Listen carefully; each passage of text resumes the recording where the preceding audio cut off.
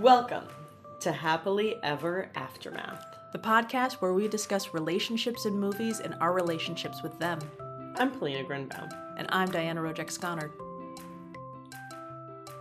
Hello. Hey there.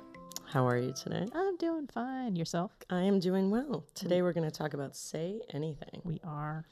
It's true. It's the end. It feels sad. It's the end of our Cusack run. Well, considering all the people I've been talking to about it and how people get so excited about John Cusack movies, there is way more potential to do this again. Yeah. It won't be the same movies, clearly, but there's some other movies that, despite the fact, in terms of the height of their impact on us, we just have to reach out and find the other Cusack movies with the other hearts that they were, affected. We have to match a heart with the Cusack. Mm-hmm. I think, So if anybody out there wants to... No, they're out there. Don't ask. Well, we'll be seeing you soon then. Yeah. So, should I read the thing? Do your thing. Okay, so this is the IMDb IMDb synopsis of this movie. I think it's a Google search because I looked at IMDb. They're dumb. Because the IMDb is 1 second. Irrelevant. Okay. In a charming, critically acclaimed tale of first love, Lloyd, John Cusack, an eternal optimist seeks to capture the heart of Diane, Ione Skye, an unattainable high school beauty and straight-A student. It surprises just about everyone when she returns the sentiment. But Diane's overly possessive divorced father, John Mahoney, doesn't approve, and it will take more than the power of love to conquer all. I actually have a problem with this because I didn't feel like he was overly possessive. I felt like he was very involved, like maybe a little overly involved, but they were really, really close. And he does let her stay out all night. He's actually a really attentive father. Yeah. And we come to later find out that everything that the man does is because of his daughter. As the film progresses. So he's not, I said overly involved, but not overly possessive. No, possessive is its own bad, but that and the only thing, it's a really good description with the exception of the power of love conquering all. I have the problem with that in general. Yes, but other than that, descriptive, but mainly descriptive. The power of love conquering all thing is just just sort of feels like it misses the point of the movie. Well, the point is that I would like to believe that people have seen this movie and don't need too much of a description. Yes. And there's not, the plot is not terribly heavy. No. The plot, that comes in later. But we can talk about that. The one piece of conflict. All right. Well, this was your choice. Please enlighten us. Despite, except for the fact that it's a John Cusack movie. And fit the criteria. Fit the brief. Yeah. So this is 1989. I was 16. I saw this movie in the theater. I think the first time I saw it, I probably saw it several times. Do you know why? Were you drawn to the trailer, or you were interested in Cusack? Were you drawn? Were you? I was drawn to Cusack. I don't know anything about being 16 and going to the theater to see a John Cusack movie. It's true. This timing, in my time.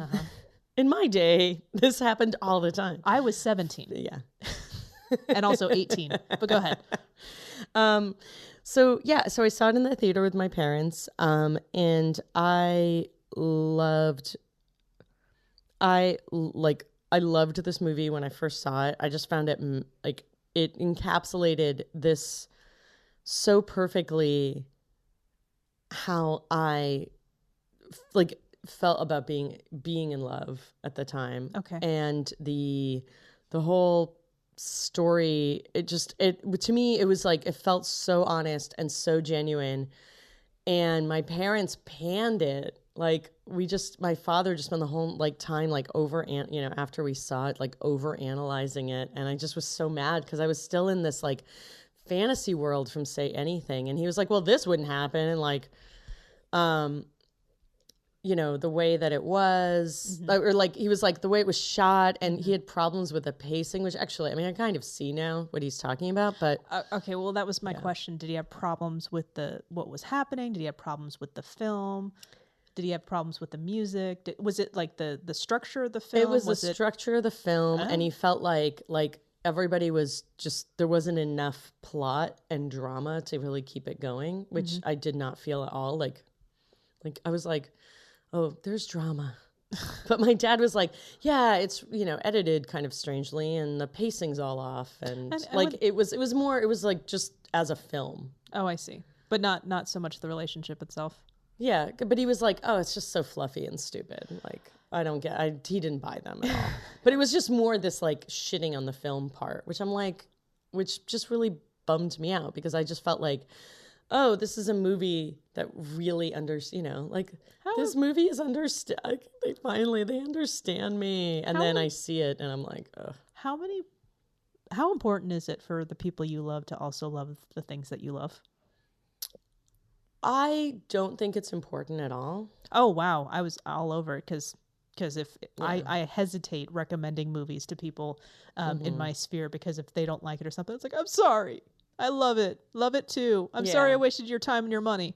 I don't feel guilty about movies. That, but I think I feel like, I don't feel like the money and it's like people are just not going to I used to not feel this way, but I feel like at this point I'm like, I wish you loved the things I love, but I like a lot of things. So maybe one of the things that I love. Now that I'm older, but I don't like getting shit on. I don't like the things I love getting shit on. Especially, I think why it bothered me and why I remember, because this is just my father's. I mean, this is just how my father reacts to everything. Mm-hmm. Is that it felt like a movie where it's like, oh, I thought that they would walk out and they would be like, we had a shared experience. There's just something that people understand, that they understand me, which when you're a teenager, you at once are dying for people to understand you and yet are resisting it at all costs. It's very confusing. It's 80% of my life's journey as a teenager is just to be understood. Yes. And then when I'd be like, you don't know me. Yeah, totally. That's exactly it. Yes, there you go. That's what it's like. And this movie brought it all back. Rewatching this movie brought all of that back. And then I think I saw it with friends. Yeah, no, I get, my dad was right. The pacing's a little clunky. I was okay with it. I mean, it wasn't, I kind of get as an adult, not, like rewatching as an adult is a very different experience. Oh, it's always volatile when you revisit your younger, especially your pivotal ones. Oh, yeah. And I think that's why I didn't have such a big problem with it, because my relationship with this movie isn't as intense as yours. I will say that, of course, this is up in the upper realms of the important romantic movies. This is definitely, which is, it's rare for us to actually pick a movie that's in that. Well, we did Pretty in Pink, but. Well, you'd be surprised. Some people would just be like, oh, John Hughes teenage movie. I'm like, no, this is about love. Everyone picks their own little pieces of it and have their own version of it. And in fact, when we do pick anything in the regular rom-com genre, I get kind of confused, but also paranoid, like, we can't mess this up, Polina. Yes. And this is one of those films. Take your notes. Focus. This is one of those films. Like, they're going to yell at us. There's going to be a lot of yelling. Because this is, I think, well, certainly for people my age, obviously, and was a seminal movie, but I talked to tons of people where this is their kind of big movie. I mean, the whole Lloyd Dobler, like, he, at one point, to get her attention, he holds a boombox over his head, and he's wearing a trench coat and black clothes, and he is playing "In Your Eyes" by Peter Gabriel. Is like just an iconic film moment. Oh, it's certainly an iconic romantic movie moment. It's like, it's shorthand for the grand romantic gesture. And some of the things that kind of worry me when doing that is rewatching this, especially through an adult lens, is how much of what he's doing stalkery or creepy or anything like that. Yeah. And it's no better off dead, with the constant pictures plastered all over. Yes. Although the character Corey, played by Lili Taylor, who is working over her breakup with Joe, she's got tons of pictures of her and Joe all over her room. Joe, she picks that right up. So, and In Your Eyes was a hit before this movie. Okay. It was and I really was a huge Peter Gabriel fan, like even his much earlier stuff. and even like his early Genesis stuff. He was in Genesis? He was in Genesis before it probably became the Genesis that you know and love. I was actually joking. I thought you were saying his early Genesis, like the actual of his career. But crap, if he was in Genesis, he was in Genesis. Oh, this is not fun anymore. Yeah. Sorry, I thought you were being serious. I love all that. Yeah, like Lamb Lies Down on Broadway, all those like weird prog rock albums that Genesis put out. I want to do the joke over now. You want to start over? No. We can do that. No. With the magic of editing. No, they know better than we know that. We're not going to edit. Who are we kidding? Think of all the things you had to hear. You know we don't edit. Okay, so. Including that. Yes. So I don't know. I mean, watching this movie, it is a very tender and very raw movie. Like they fall. So she's so focused on trying to get to basically being successful that she kind of forgets to be a teenager. Mm-hmm. And she's realizing this standing on her graduation platform. Giving her valedictorian speech. Yeah. And she's like, none of these people get my jokes. A very common feeling when you're a teenager. But also, and now, but also like, just standing there and realizing like none of these people know me. The person that she is, you don't really see her with a lot of friends. Mm-hmm. But the person she's the closest to is her dad. I have a question. Yeah. She's practicing her speech on the way over and her dad's laughing at her jokes. When she kind of veers off into the speech where she's talking about how she's scared about the future, do you think that's something that she was talking about as she was feeling it in real time, or do you think she wrote that? I think she wrote that. Really? Because because she says, turn, run.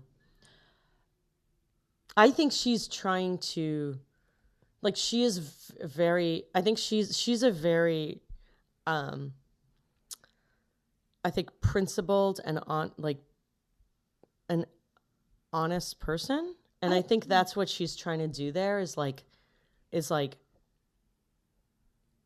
I'm actually trying to capture my feelings about the future, because so much of the movie is about anxiety about their futures. I wasn't really which I didn't see when I first saw it. Oh, that's kind of strange. I did, actually, because that is what's nice about the movie when you're a kid. Well, here's what's strange about it is that she took all those classes and she said she's had a glimpse into her future and the only thing I can say is go back. I thought she wasn't saying that because that's what she saw when she looked into her future. I thought she said that because that's supposed to be the joke. It's funny, yeah. No, that's supposed to be the joke. But then when she realized that they're not laughing at that, and then she realized, oh, I have no connection to them whatsoever, I thought she was slowly coming to the realization of all of this and going into her future. Even though her future is incredibly bright, she's still really scared, and I thought she was really feeling that in the moment, and that's why she decided to go there. Interesting. That's why I assumed that she was like, you are probably all scared too. I am going to talk about that. I wouldn't think that she would admit that for a second. Really? Especially since there is a scene with a blonde when they're at the big party. So Lloyd asks her out to a party. And it's a graduation type party thing. It's apparently one that happens every year, hosted by Eric Stoltz's character. And so, which I did not realize until I was reading the cast. He's all like, spiky hair, and his face is mostly covered, and he has a beard and everything, and with a cigarette. So it's kind of hard to tell. I'm less like, well, I'm pretty sure Eric Stoltz is in this movie, so if it has to be anyone, I'm pretty sure it's that red-haired guy right there. Yeah. So the red hair gives it away. Well, there's the other red-haired guy, but it's like curly and dark, so that didn't count. But what I'm remembering is the scene between, I can't remember the character's name, but she is the blonde who's actually Heather #1 in Heathers. Yeah. And I really love that she kept saying, like, I know we were ultra competitive and you're Diane Court, whoa, but I'd like to say that if it wasn't for the fact that I was always trying to be better than you, I never would have gotten into Cornell, so thank you. Yeah. And I'd like to, considering that the people that you're academically on par with, you would possibly know. And so the fact that somebody, they're probably sharing similar classes and everything, and they still don't even know each other. But she knows her well enough to know that she was the one that she was always trying to strive for. Yeah. But in my brain, it's even the people that she would theoretically be the closest to still this air around her. So I don't see why Diane Court would have opened up as much as she did in that speech if she hadn't been closed off. But I guess it seems to me that the closed off thing is not a conscious choice she made. It was just a consequence of the fact that she was always working as hard as she did. Yeah. And she was taking classes elsewhere, and she was volunteering. And because it's like there, everyone talks about her too. They're always like even the guys who talk about her other than Lloyd are like, oh my God, she's so beautiful. She doesn't realize how beautiful she is. And she's on a different level. She's so remote. She's like on a different level that I think it's that thing of like just people felt like they couldn't talk to her or touch her or become friends with her even because she seemed probably very independent. Did you? Well, yes, absolutely. But I'm trying to think, was there anyone like that in your high school? Like, like your valedictorian, were they like untouchable or anything like that? Yeah, I think really? A little bit. I wonder about untouchable, but like, yeah, definitely. There was like, there's this. I like that stuff felt very real to me. So that you would end up. I mean, and I definitely found that out. Like there were all these. Like I found out on my graduation that people were like thought I was a completely different person than I was. It was just very. Because I also did a lot of stuff outside of my school, and I mean I had a lot of friends in school, but like most of my closest friends went to schools around me. Mm-hmm. I think that's. I didn't date anyone at my high school. I dated people outside of it with a very few exceptions. Well, this is supposed to be in Seattle. So the way that I figure it, and this is what's kind of strange, it's first of all, it's Seattle. So it has to be a huge school. That was a tiny graduating class. Yeah. In addition to that, so my own school, it was a class of like 500. So probably like 3 times what we saw in the movie. Yeah, it was very small. It was like, mine was like 350, 375. We had 4 valedictorians because they cap it at, if you have no weighted GPA, it's like the highest you can get is a 4.0. Mm-hmm. So we had 4 valedictorians, and we knew who they were. They weren't untouchable. But in addition to that, the valedictorians, it's just like, yeah, okay, cool. But looking back now in my mid-30s, like there are different versions of smart. There's like the academic smart, but then there's like the musical genius smart, and then there's the, the theater smart, and then the science smart, and then the just the other versions of it. Like some of them smart. Thank you.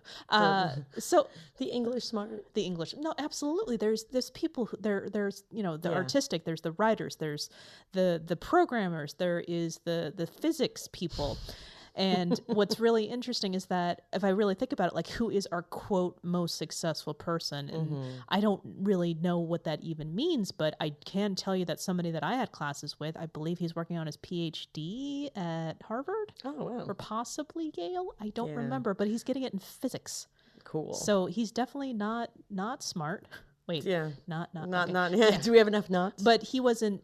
We knew him as brilliant, but he also was a musician, and he did all these other things. So he was just. Well, I think that was the thing. It's like all the kids that were in that level were on. You knew who they were, obviously, all through high school, and they did everything, too. I'm really curious if the people who knew that didn't know him as the science smart guy. The only reason I did is because I had classes with him, and I went to community college with him. We had calculus together, and he wouldn't come to class sometimes, and he would ace some of the tests because he was teaching himself calculus before the test. Oh my God. Yeah. Brilliant. Yeah. He's freaking brilliant. I mean, I think in general, like my school was extremely pressured. Like the like basically published class rank in SAT scores in the newspaper. Oh, okay, no. Yeah. No. And we published that in my family. Yeah, and we had and class rank, like we put out, and then where you were going to go to school obviously also got published. Well, after that was on our our school newspaper. One of our favorite teachers would put it on the door in these little stars with your name, and I'm like, please don't put that up. No, it was like, where are you going? You had to fill out. It was a whole thing. I mean, my school was like super. If you ever got a B-, you were in the bottom 50% of my class. If you got 1 in one school, in one class. So speaking of that, the guidance counselor in that movie, BB Newirth. Yes. Which I thought was pretty interesting. Apparently it was her film debut. But just the fact she's just like, Lloyd, you avoided all of my things. You have to pick a career. Yeah. And he's just spouting off something that's supposed to resonate with a teenager. Yeah. It's just like, I'm looking for a dare to be great situation. And I'm just like, how many people who filled out something, how many of them actually know what they want to be? Yeah. And it's just like, Lloyd, you still have to do it. And it's supposed to be framed as this whole like, you're a teenager, you have to pick a future. And when he's with Diane's father's friends at dinner, and he's just like, I'm thinking about, kickboxing and the sport of the future, and they just look at him like, oh, okay. Well, yeah, and this not even just anti-jock thing too. Like, I think that's a big part of it, because it's this thing of like, but also second level, not just anti-jock. Yeah, He's not going in the NBA. Well, he's not even going to be like a football player, something that I've heard of. Kickboxing? Yeah, kickboxing. Yeah, so just, it wasn't even just They're like... laughing now. Yeah, I know. Kickboxing sport of the future, we've already catapulted past that. Yeah. Woo! So the kickboxing thing, I'm sure inspiring generations to kickbox. I took kickboxing. I did too. Yeah, one class. It hurt. I don't take it anymore. Good for you. Yeah, take a stand. Nobody should get hurt. He teaches little kids kickboxing. So yeah, I love his actual words. I can't believe they pay me for this. Yep. That's the dream. Yeah, so he says the famous line, I do not want to sell anything. Oh, no. Find it, get it right. Yes. I'm going to distract the listeners while you look for it. So their first dates, I mean, okay, first of all, there's this entire conversation about their first date, whether or not it was a date or a scam, and I'm not even getting into that, but how much of that is just classic teenage overthinking it, It's like, well, was it a date or was it not? That's not even a date, that doesn't count. So... Well, so basically everyone says don't ask her out, and they go to basically he's like, well, we have been out before. We sat in the food court together. Yeah. I mean, he ran into her and he went to go talk to her. Yeah. Yeah. So I don't want to sell anything, buy anything, or process anything as a career. I don't want to sell anything bought and processed, or buy anything sold or processed, or process anything sold, bought or processed, or repair anything anything sold, bought, or processed, as a career. I don't want to do that. I want to point out that basically on their, I guess, second or third date, depending on if you call sitting at adjoining tables in a mall food court a date. I don't. Which I do not. I agree with you.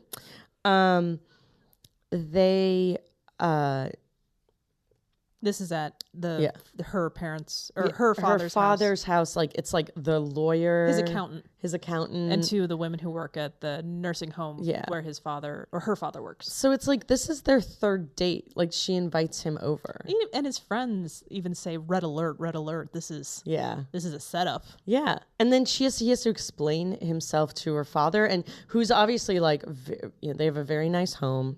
And you find out why later. Very, very driven. But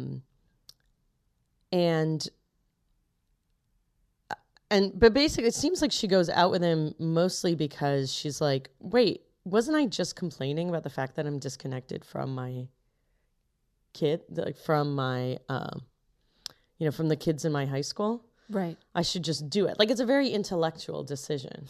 Most of what she does is very intellectual. Yeah. Not just her but not just, her academics, but just everything she goes, when she's approaching whether or not she wants to be in a relationship with him or not, or stay in a relationship with not, it's always logical. And the only thing that throws a wrench in that logic that she's formed is her father, because he is using his relationship with her to throw the logic out. Yep. Yeah. He's not seeing her logic in it. And I think that's the big part of what is so tender and really powerful about this movie, I think, is that fear of like the real world. I've been working to be in the real world, but I don't know what that means. It's terrifying to me. Sure. Is it really what I want? Which Lloyd talks about in that statement. Who even knows what they want? Well, yeah. I mean, I'm in my 40s. I don't know what I want. I can tell you what I want. I just can't live and have it. Well, we wanted some pho and we had that. So, success.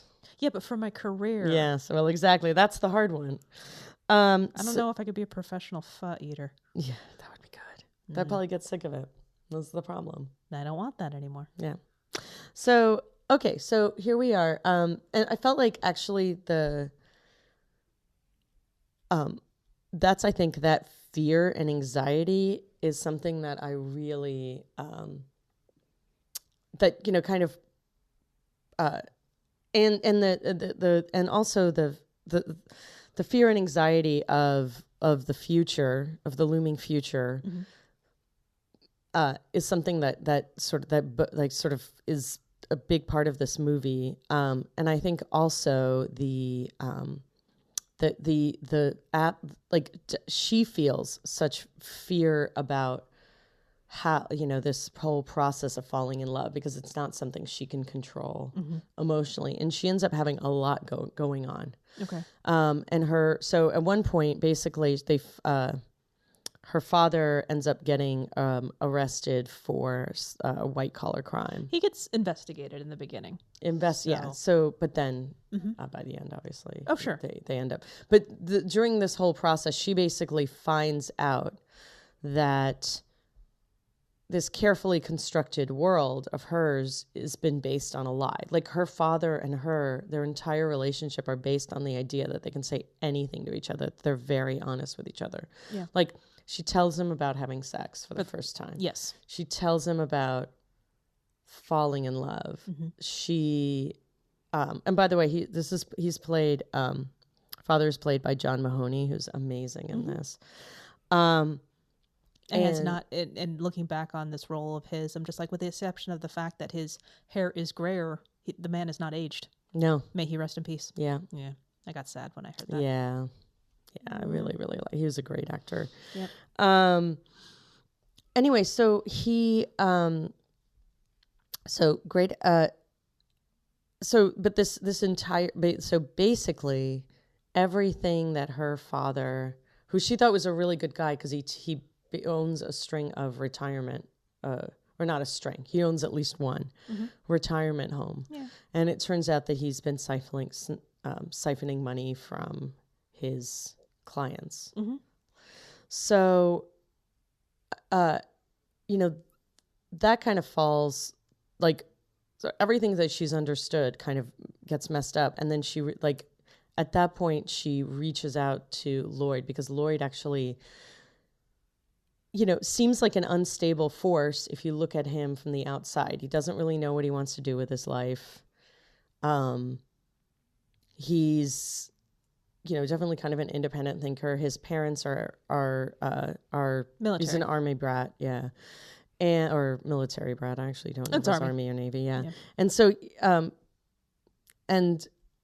he just he wants to take care of her. That's his primary thing. Is like he wants to just be with her. And something that's really amazing about it. Really, really pretty. Their first date, he doesn't shy away from the father. He is, they even joke that, Lloyd, just don't talk and you'll be fine, because he is a rambler. Yeah, and when he gets nervous, he goes when he gets nervous, rants, he does, yes. And so when he comes in to meet her, he explains so much about himself, shakes his hand, looks him in the eye, just so you know that, I'm 19 years old. My father's in the military. The reason I graduated so late as I did is because I, took some time off and then I came back and then I finished, because he's 19 instead. I don't drink because I'm trying to keep in peak physical condition, so I don't drink very much alcohol. And I promise that this is the party we're going to go to. This is what's going to happen, and I swear to you that I will. You can trust me. You can trust me to be to take care of your daughter for the next 7 to 8 hours. Yeah.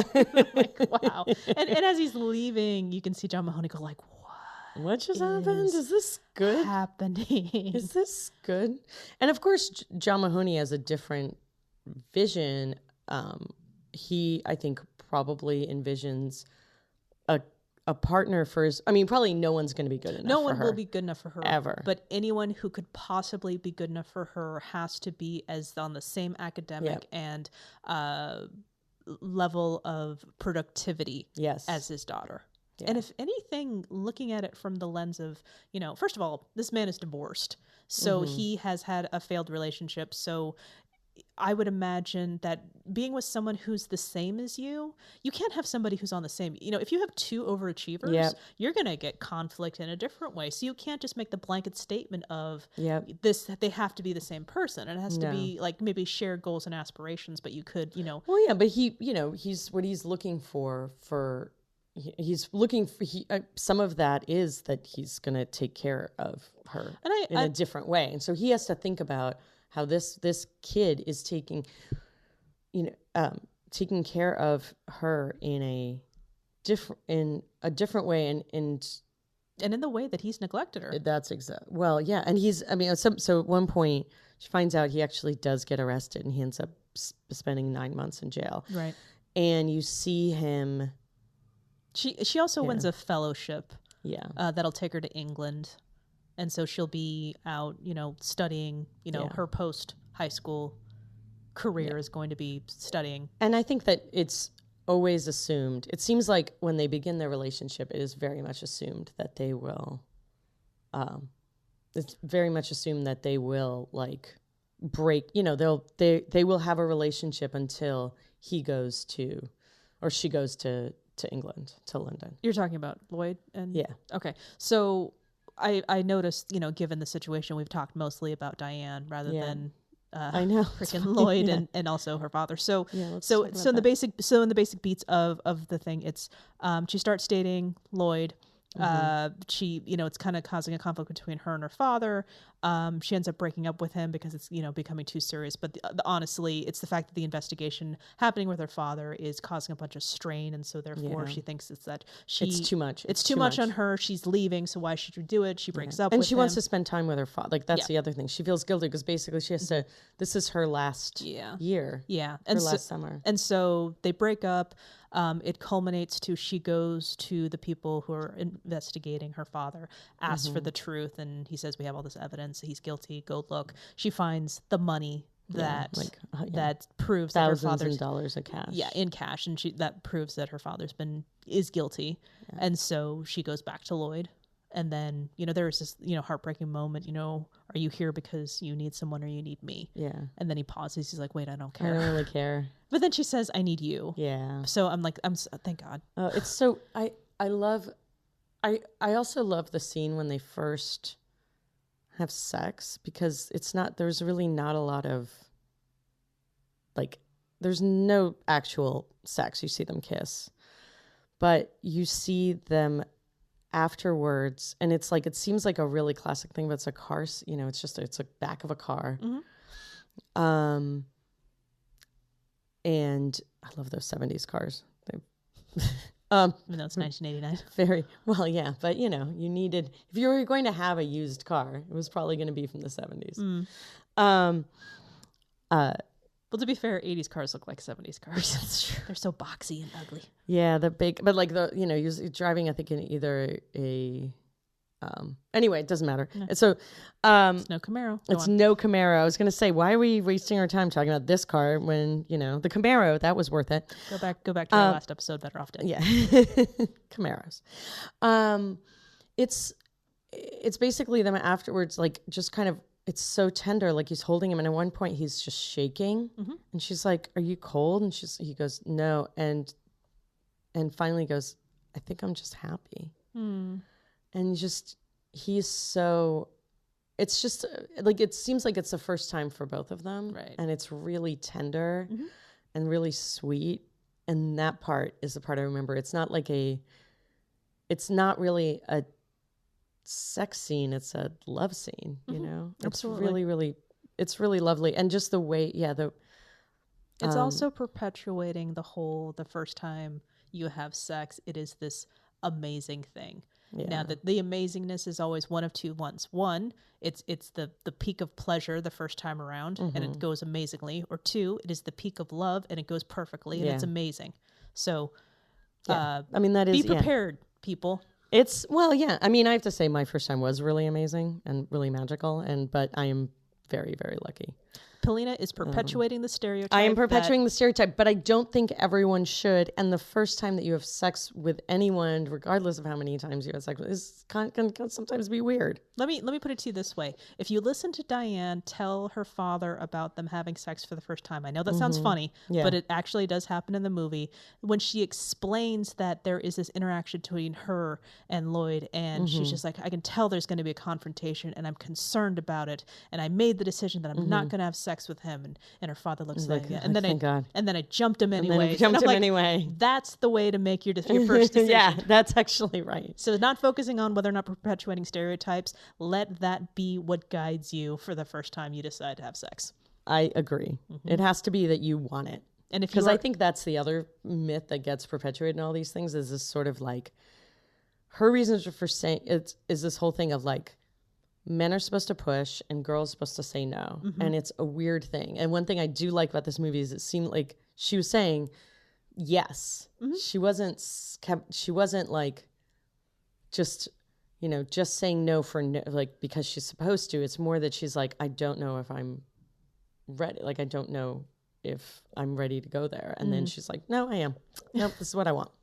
Well, even so much as she was ready, it's just what she wanted. Yeah. So let that be. Like she wasn't sure if the relationship could handle it. Like that was her concern. And that's something that comes up with the friends as well. It's just like everything's going to change after this. But strangely, it wasn't the sex that changed everything. It was after they said, I love you for the first time. And I think what kind of put her in the whole, like, I really, really need to think about breaking up with him is the fact that he said it. Even though, she's like, please don't say it. And that he said it anyways. It's like, that was him pushing her too far. Not the sex, but the whole, like, I love you. Which is pretty well, that she can't, like, it means that this is real and she can't, it's not going to be easy to leave. It's not like she is going to have to choose between hanging out with this guy and hanging out with her father who's, going through this thing.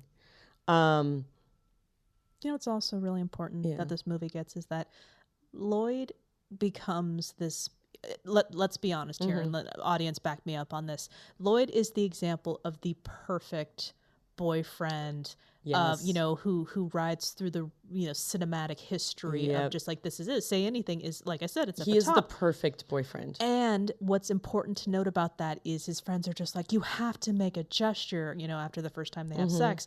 And he didn't even tell them that. They could just tell by the way he was behaving. And the smile on his face. They were in a record store or a video store. Oh, no, a music store. They were in a guitar shop. And one of the things that was really important is just like, you have to make a grand gesture. You have to write her a letter. And he pulls the letter out and he's like, I already did.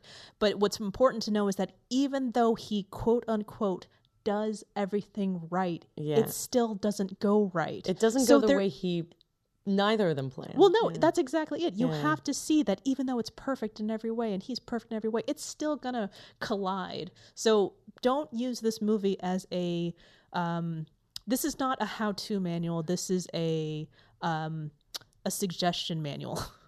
Did that make sense? No, it did. I mean, yes. Well, I think just in general, I think using movies, your mileage. And this is the thing. I remember after seeing this, I remember having many, many conversations with with friends of mine, male friends of mine, who are like, why is it stalkery to do this? And it's like, it's stalkery if the person doesn't want it. And this is the problem with a lot of romantic movies. Like these things, if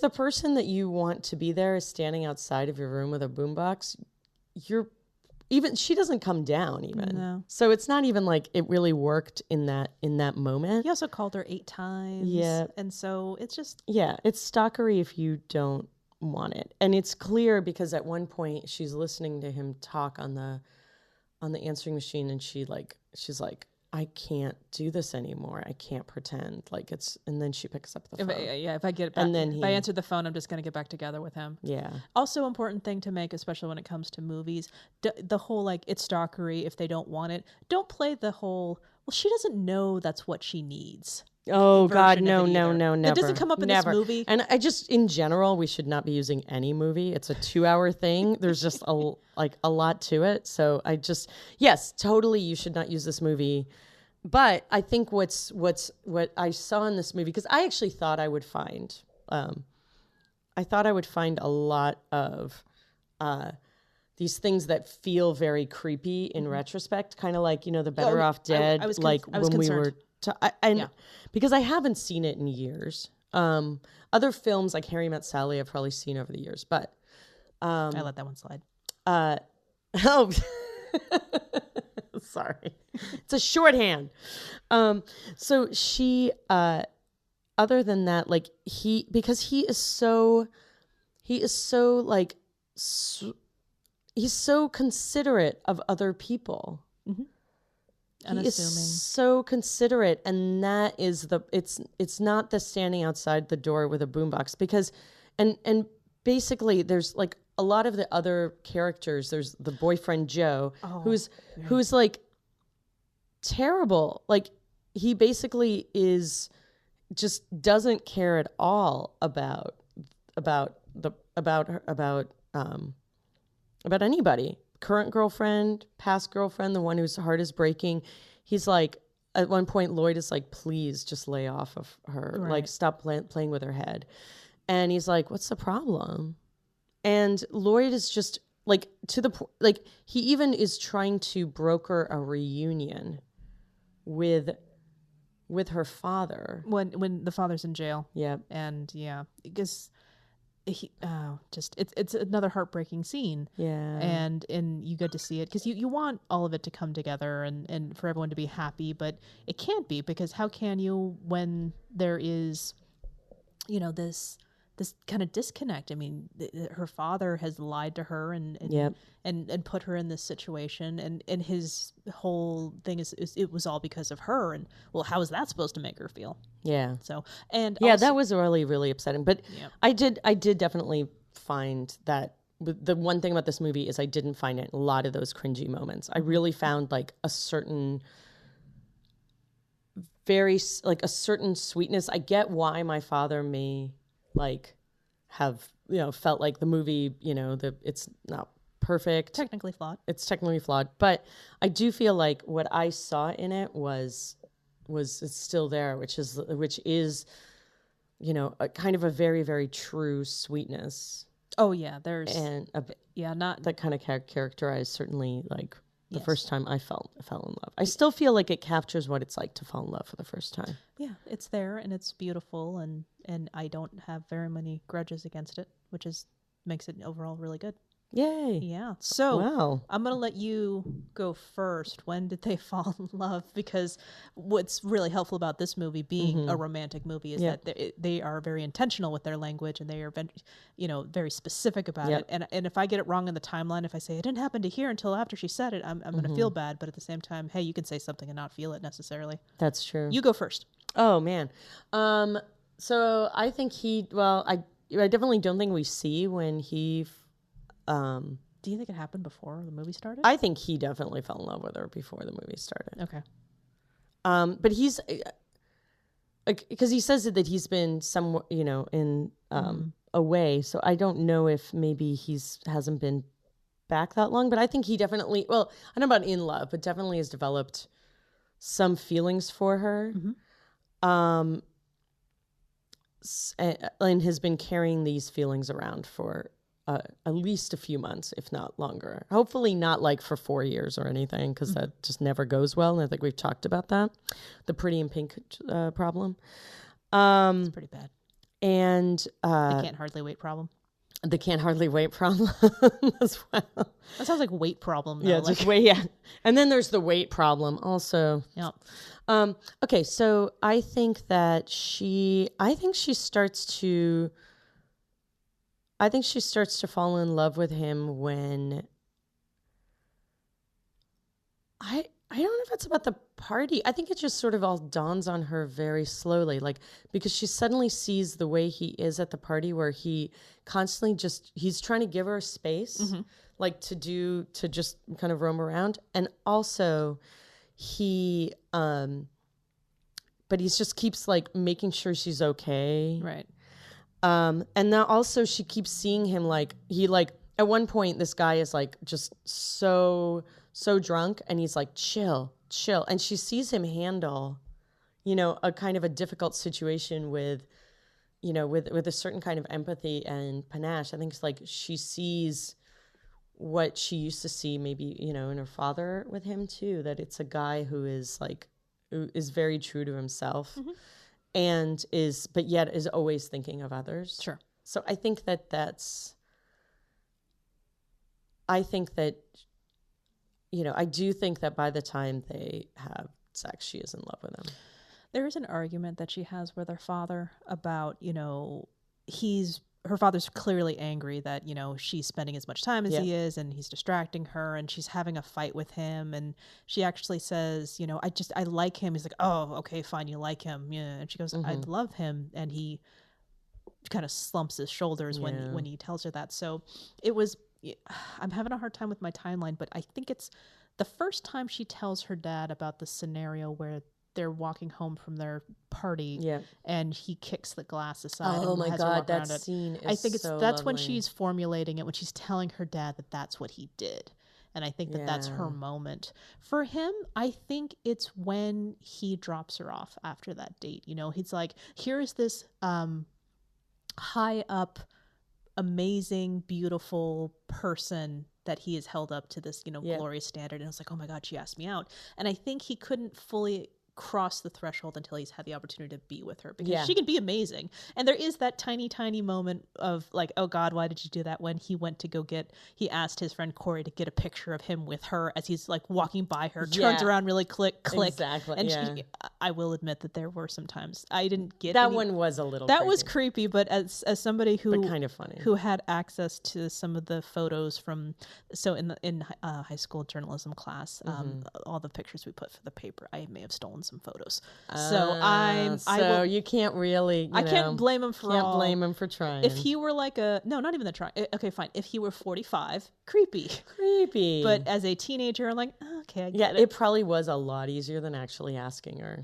You know, okay. So, but I think I see what you mean. Like, because they instantly really do have a very comfortable thing. I mean, he clicks with her, but I don't think he couldn't like make that. I mean, there's the difference between he loves her in his head and he loves her totally as a person. Yeah. So I think it's when he drops her off that night for her, when she is amazing, and then when he kicks the glass, that's when she's telling her father that that's her time. Yeah. I think that's how it is. I think that makes sense. Oh, well, I always try to make sense. I love it. Thanks. All right. Now. Yeah. What happens next? He goes to England with her. Yes. Which is not the original plan, but she basically is like, I don't want to live, you know. And you. As someone who is afraid of flying, I fully sympathize with that last thing. And I'll even admit, the first time I ever saw this movie, it had been up there in the whole, you know, beloved movie. You have to see this. I'm like, well, I love Better Off Dead. This is probably great too. I was actually really disappointed with the ending of this movie, but I was also really disappointed with the end of The Shawshank Redemption, thinking like, I am not satisfied with what I just saw because I didn't have the imagination to continue what was happening further. I'm just like, I demand to see the babies and the picket fence with the whiteness in the Seattle suburbs, and because I have no imagination. But what happens next? Do you want to go first? I'll go first. So it ends basically with him trying to take care of her on a plane to London. And they basically, he just tries to walk her through flying. And he's like, and he clearly has been flying a lot. Like he's, as I said, an army brat. He's flown a bunch of times. So he's like, okay, the light is about to go off. And it's a very bumpy flight. Did not care for that. Yeah. Even I was nervous, and I'm not a nervous flyer at all. When they were holding hands together as the plane was starting to take off, I just imagined my own self trying to take my hand away from Ryan when we're flying, because my palms get so damn sweaty. Yeah. I don't want him to feel that / I need it to dry faster, so please let go of me. I do hold, like, I am not a nervous flyer. I love takeoff, actually. That's like one of my favorite feelings of all time. But my husband grabs my hand in a painful way sometimes. It's like a roller coaster. No, it's not. No, I hate those too. I love roller coasters. I sometimes hate driving. I hate driving. Sorry, I keep interrupting you. Go ahead. But so I think that he is, I'm really mixed. I have to say that at one point during the movie, I thought, oh my God, have I misremembered this movie? And they die in a fiery plane crash at the end. Like, I just was really anxious during the whole thing. No, there's a ding. They're okay. There's a ding, and that's when it ends. So I really want to believe that this is it for them. I don't know why. They died? No. Yeah, the ding and then oh my God, they end up on the Lost Island? Yeah, I want to believe that, like, but I don't know how they can have a future. I mean, I agree with you with the whole sometimes it's good when you have one really driven person and then the other person that can kind of balance that out. Mm-hmm. And I think I think she really believes that. I think some people just end up there, mm-hmm. but I don't think it's going to be like a high fidelity. What I would love is that in High Fidelity, you basically had the guy who doesn't have a lot of ambition, and the woman who like just has a little bit more. Sure.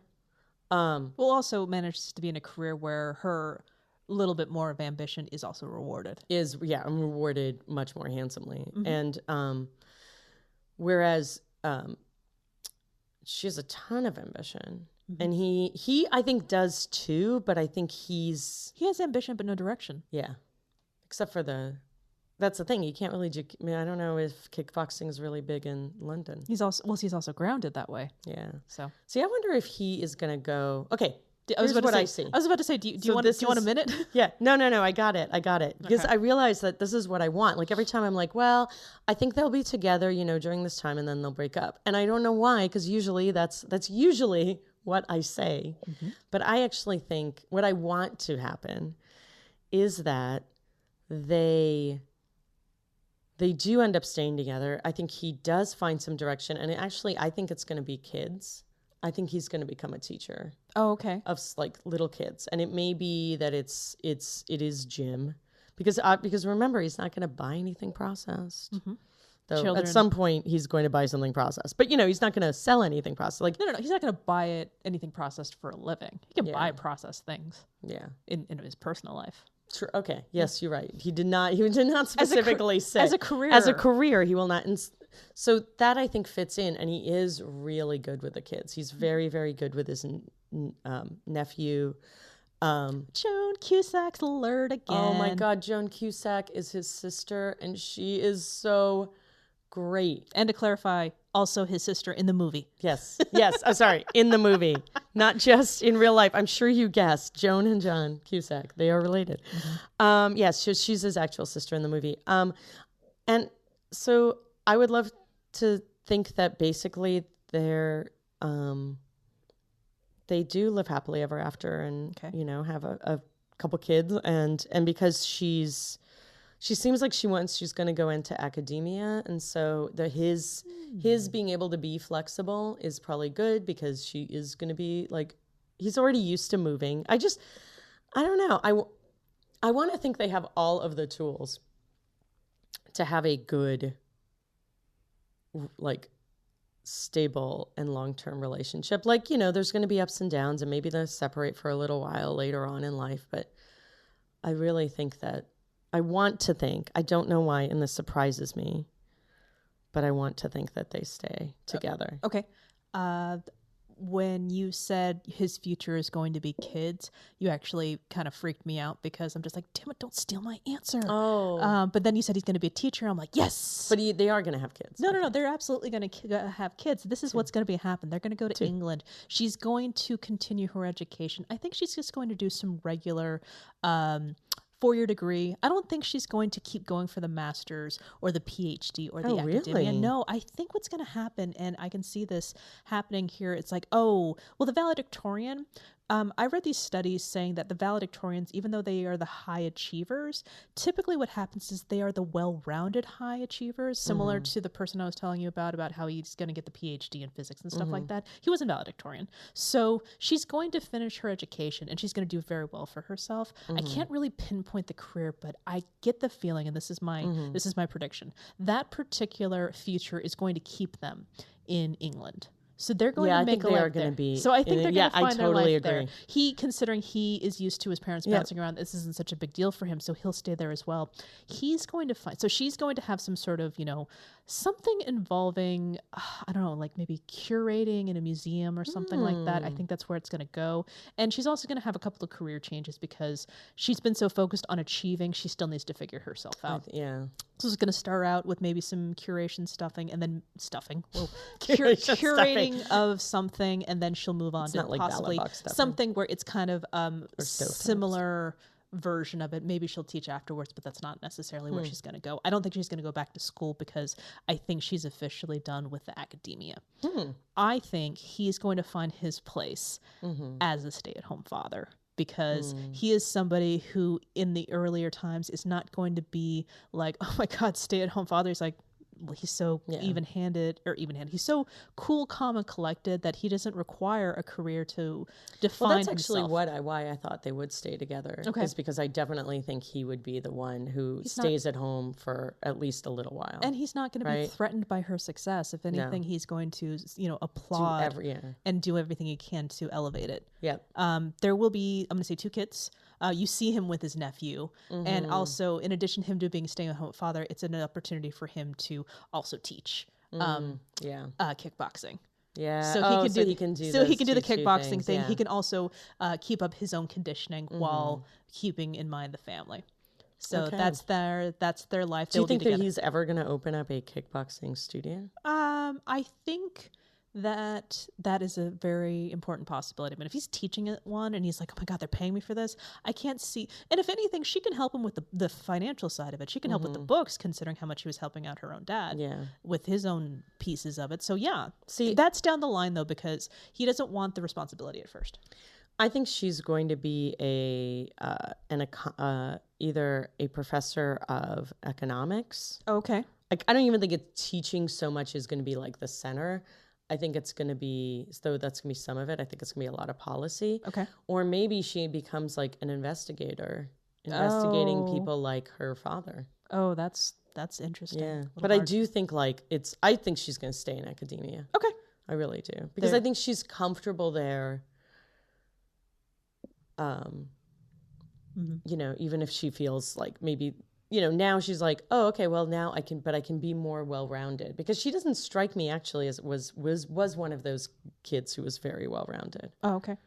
Like, because I agree with you, like everybody was sort of pushing to get into school, which meant they were in Model UN and they were in, this, and they were field hockey. So like well-rounded on paper. Yeah. Gotcha. But I don't think she was. I think she's just has really, really good grades. Oh, okay. Well, she did like the working and the the extra classes. Yeah. I mean, I wouldn't be surprised if she had like an associate's degree when she graduated. Yes, maybe, because they said, oh, she took all these classes outside in college. So yeah. Okay. Well, hey, there it is. Yeah. Lloyd and Diane forever. Forever. Oh, anyway, you made it sweet. I made it creepy. Good job. We did it. Yeah. Alrighty. So enjoy. So what's next? Well, if anything, surprise me. If you can find us on Facebook. You can find us on so Facebook at Happily Ever Aftermath. For Twitter, we are at HEAMCast. HEAMCAST. I know we did not touch every piece of Say Anything. There is so much about Say Anything. I want lots of episodes on it. So let us know what we missed and be kind about it. Tell us what you liked about it. And in fact, if you want to email us, we're at contact@heamcast.com. We are so excited to be part of the Lady Pod Squad. Always. # Lady Pod Squad if you want to find other podcasts in this amazing group. And not a dead among them. If you leave us a review on iTunes, we will be very grateful Rate and review us if you'd like. If you don't have time for the review, sometimes it's really hard, but you can always rate us. You just click. It takes 2 seconds. Click. Well, maybe more because iTunes is harder, but we really appreciate it. And if you reach out to us, if you leave us a review, we can send you a sticker. Yeah. Let us know where to send it. Really cool stickers. Well, they're stickers. They're big. Polina's they very stick on things. I am very. They're stickers. I love all stickers. Polina's very easily impressed. I am. So, and if you like us, please tell a friend. And for those of you who are we're making you wait to the very last minute, what are we going to talk about next time? What are we going to do? What are you going to do? She wouldn't tell me, so I'm like, it's killing me. I wanted to mess with her, and it was a lot of fun. Yeah, so much fun, and I'm still doing it right now. We're going to talk about Much Ado About Nothing. Whoa! And there's multiple versions of it. So it's the 1993 version starring Kenneth Branagh and Denzel Washington. Oh my God, I loved that movie. Emma Thompson, young Kate Beckinsale. I am very excited about this. Really? Yes. I helped. Yay! All right, so that's it. I love Kenneth Branagh is one of my big crushes. Oh, fantastic. We will. Oh, okay. Don't make that noise. All right. Thank you so much, and until next time. Yeah. Much Ado About Nothing. See you soon. Bye. I'm Nicole Finari. And I'm Stacey Moore. And we're the hosts of Movies That Matter, the podcast about recent films going above and beyond the call of box office returns to boldly explore a social issue affecting people's lives. Nothing's off limits. From art house films to action blockbusters to animated kids movies, every film has something to say, whether we like it or not. Check out Movies That Matter on iTunes or wherever you get your podcasts, because movies matter. And so do you.